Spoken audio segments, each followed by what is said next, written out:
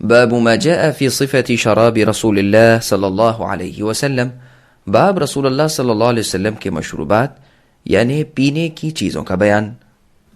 عائشہ رضی اللہ عنہا سے روایت ہے، فرماتی ہیں کہ رسول اللہ صلی اللہ علیہ وسلم کے نزدیک سب سے پسندیدہ مشروب یعنی پینے کی چیز وہ ہوتی تھی جو میٹھی اور ٹھنڈی ہو۔ یہ حدیث صحیح ہے، دیکھیے سنن ترمذی حدیث رقم 1895 اور سنن نسائی الکبریٰ حدیث رقم 6844۔ سامعین، اب اس حدیث کی تشریح اور چند فوائد سماعت کریں۔ پہلا فائدہ، اس حدیث سے ثابت ہوتا ہے کہ میٹھا پانی حاصل کرنا اور پینا زہد کے خلاف نہیں ہے اور مذموم عیاشی اور فراخی میں شامل نہیں۔ سنن نبی داؤد میں ہے کہ رسول اللہ صلی اللہ علیہ وسلم کے لیے سقیہ سے میٹھا پانی لایا جاتا تھا جو مدینے سے 2 دن کی مسافت پر واقع تھا۔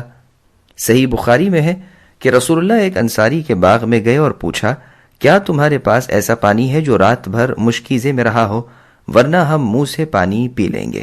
تو وہ اپنے چھپر کی طرف گئے اور ایک پیالے میں پانی ڈال کر اور اس پر ایک بکری کا دودھ دوہ کر لے آئے۔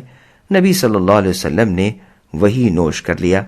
دوسرا فائدہ، نبی صلی اللہ علیہ وسلم کو ٹھنڈا اور میٹھا مشروب یعنی پینے کی چیز بہت پسند تھی، چاہے خالص پانی ہو یا میٹھا ملا ہوا ہو، اسی طرح خالص دودھ ہو یا ٹھنڈا پانی اس میں ملا ہوا ہو۔